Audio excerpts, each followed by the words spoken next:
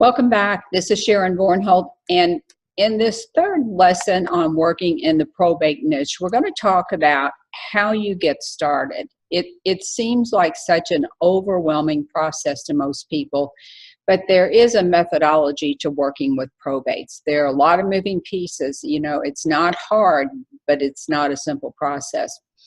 So there are basically 4 steps: getting the leads, determining if there is property in the estate, marketing to those folks, and then you're driving traffic back to your website, you know, for selling the properties once you've gotten them. So by and large, the hardest piece of the puzzle is getting the leads. I mean, that's the tough part.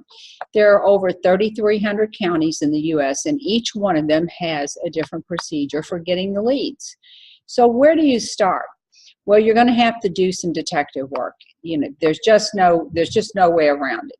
Some places they're online, some places they're in the newspaper, some places you have to go to the county clerk's office or to the courthouse and get the information.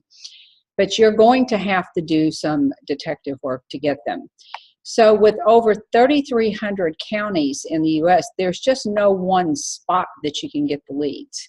Now, if you're really lucky, they'll be online. And if they're in the newspaper, you'll be really lucky too, because that means you don't have to go to the courthouse.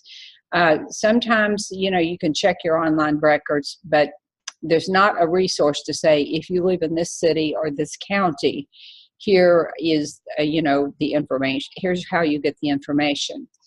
Once you've gotten, you know, figured out about the estate and how you get the leads, then you're going to have to determine if they actually have property in the estate. Now, the way I do that is, you know, I'll look at the address given for the deceased, and I'll look it up on the tax assessor site. So sometimes in some of the listings, the online listings, you will get that information. It just depends on the information. It kind of varies from place to place. So once you've gotten the information, you know you want to get the executor information, because that person is the decision maker. That is the person that will have the legal right to sell the house. You know, they're the one that's in charge. So they're the decision maker. Once you've got the information that you need, then you're going to put them into a direct mail campaign.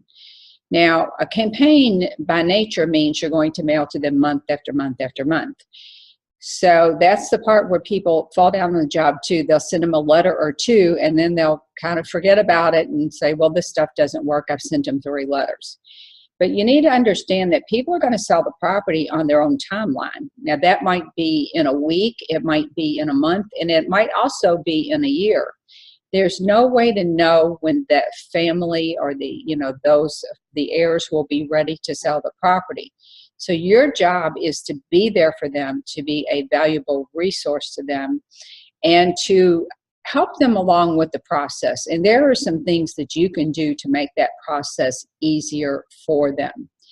Now, once you've got a house, you've got it,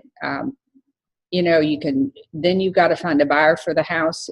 If you're a wholesaler or rehab or whatever that is for you, buy and hold landlord will determine your strategy. But one thing I can tell you is you're going to need a website. You're going to need a website for people to come and find you, to be a trusted resource for them. And if they look you up, then they want to find something that says, I'm a probate expert in my area, in my city, you know, my town, whatever that is.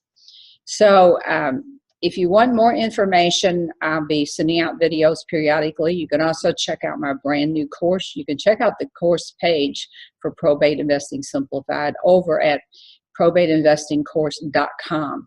And that will give you all the information that you need. You'll have an opportunity to invest in the course, which will include a Q&A, you know, regular Q&As to help keep you on track. You'll also have a chance to join the boardroom. And that's where you're going to get just a ton of value. So that will be a Zoom room where we all network, get your questions answered in real time, and you get to see and interact with the other people that are in the boardroom. So if you're interested, let me know. If you have any questions, just be sure and ask those, because I'll be happy to answer them. And I'll be back soon with another video for you. This is Sharon Vornholt, and hope to see you soon.